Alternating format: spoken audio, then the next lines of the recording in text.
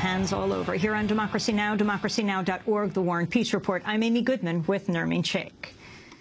We turn now to environmental news. As the nation was busy preparing for Labor Day weekend, President Obama quietly asked the U.S. Environmental Protection Agency to withdraw a plan to limit smog pollution that was projected to prevent 2,200 heart attacks and 23,000 asthma attacks annually. Obama said he made the decision in hopes of reducing regulatory burdens for businesses in a time of economic uncertainty. The move was seen as a major victory for polluters and some business leaders and another setback for environmentalists. Joe Romm, senior fellow at the Center for American Progress and editor of Climate Progress, spoke on Current TV's Countdown about Obama's decision. This is actually doing something worse than what George Bush wanted to do. Remember, what happened was there's a standard, an air pollution standard back in '97. New science came in that said ozone smog was much more dangerous than we thought. You need to strengthen it. Bush proposed a half improvement in the standard, but not where the science says, so environmental groups sued him. Obama came in and said, hey, you know, you environmental groups, you're right. We will strengthen it. You can drop the suits. Trust us. So what they've done now is say we're not going to do anything until 2013. They could have, and the American Lung Association said this, they could just institute the Bush standard, which would have reduced air pollution. Not as much as the science says, but better than doing nothing. That was Joe Romm of the Center for American Progress on Keith Olbermann's Countdown on Current TV. Well, the EPA declined our request to join us on the show, but did issue this official response. They said, quote, since day one, under President Obama's leadership, EPA has worked to ensure health protections for the American people and has made tremendous progress to ensure the Clean Air Act standards protect all Americans by reducing our exposures to harmful air pollution like mercury, arsenic, and carbon dioxide. This administration has put in place some of the most important standards and safeguards for clean air in U.S. history. The most significant reduction of sulfur dioxide and nitrogen oxide air pollution across state borders, a long overdue proposal to finally cut mercury pollution from power plants, and the first ever carbon pollution standards for cars and trucks. We will revisit the ozone standard in compliance with the Clean Air Act, they wrote. Well, for a debate on the issue, we're joined now by two guests. In Washington, D.C., John Walke is with us, Clean Air Director of Natural Resources Defense Council. And in Albuquerque, New Mexico, we're joined by Dr. Roger McClellan, adjunct professor at Duke University Medical Center and past chair of the EPA's Clean Air Scientific Advisory Committee. He's at the public television station, KNME.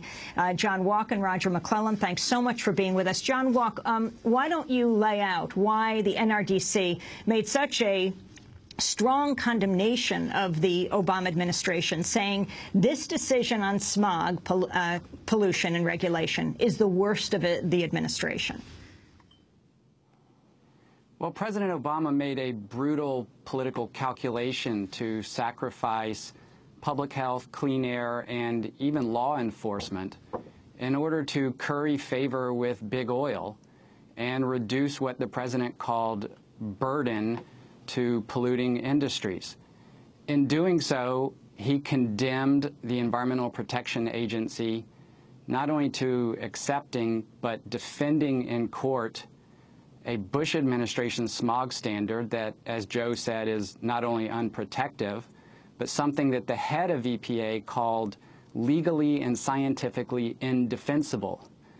These were the facts when EPA went to the White House in July to strengthen smog standards, and all signs that they were going to do so until what I am calling the Friday smog massacre this past Friday, when the president himself intervened on nakedly political grounds to override science, the law, and smog protections for all Americans.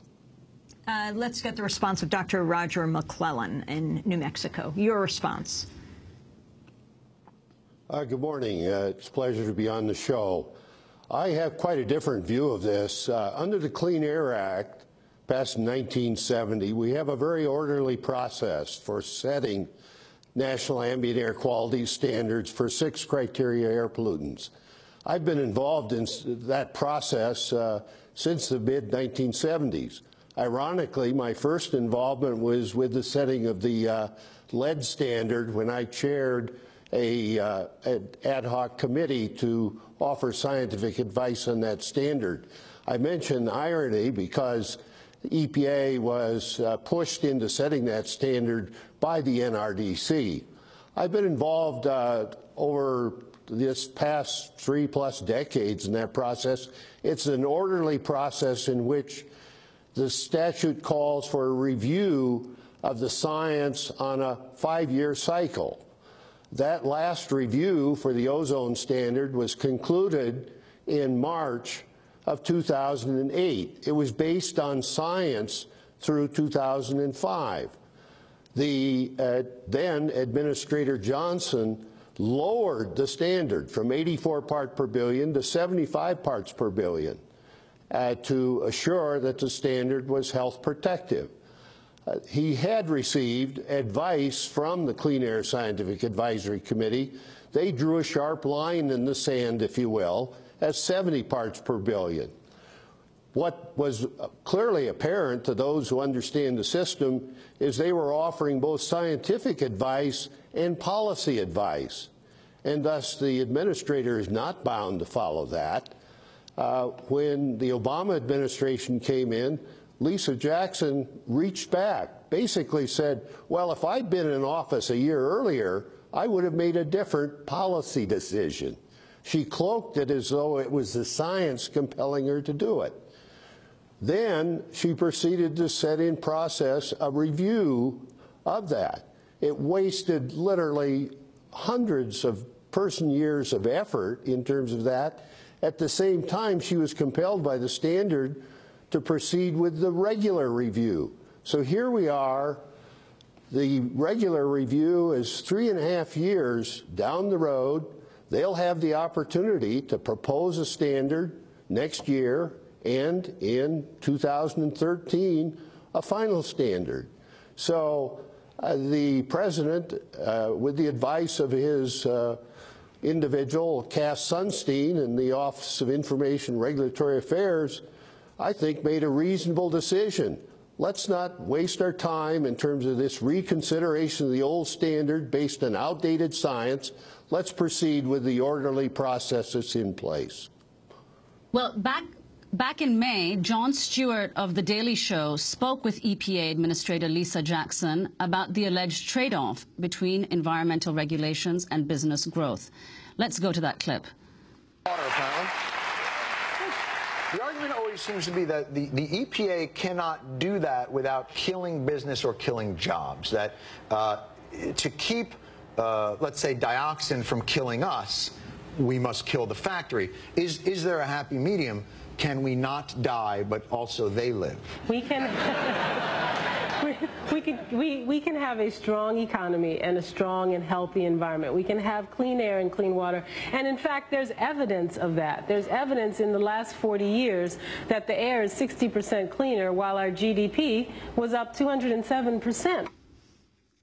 John Walke, is it possible to keep stringent smog regulations and not curb economic growth?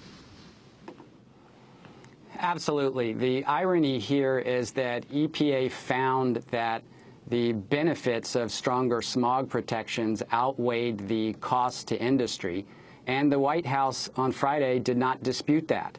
The White House also has not disputed that between 1990 and the year 2020, the Clean Air Act will deliver $12 trillion with a T in economic benefits to the American people in terms of days not missed at work and school, lives saved, asthma attacks avoided, and the like. This was a political decision. And to point out something about Dr. McClellan's summary of the arguments that industry made to the White House leading up to this debacle, that all overlooks one thing.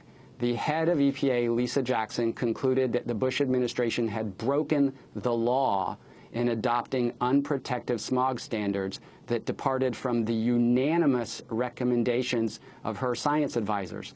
The reason she decided months after taking office in 2009 to correct that legal violation was in part because she had been sued by the American Lung Association, 12 states, including the president's own state of Illinois, and she did not want to waste judicial resources and government resources on defending an indefensible standard. John Walke, so the White House... Is Lisa Jackson going to survive? And I think it is worth noting that her child suffers from asthma. Yes, Lisa's teenage son has asthma, which I'm sure made this capitulation by the president only that much more painful. But she is a strong and valuable leader that we need overseeing EPA. I desperately hope she does not retire because there are many, many important things to accomplish to reduce carbon pollution and mercury pollution, and we need her leadership despite this brutal setback. We want to thank you both for being with us to discuss this issue. John Walke, Clean Air Director at NRDC, Natural Resources Defense Council, and Dr. Roger McClellan, Adjunct Professor at Duke University Medical Center, Advisor to Public and Private Organizations on Inhalation Toxicology, past Chair of the EPA's Clean Air Scientific Advisory Committee. He was speaking to us from our friends out in Albuquerque, KNME, who also uplink us to PBS stations. Thanks so much for cooperating with us today. That does it.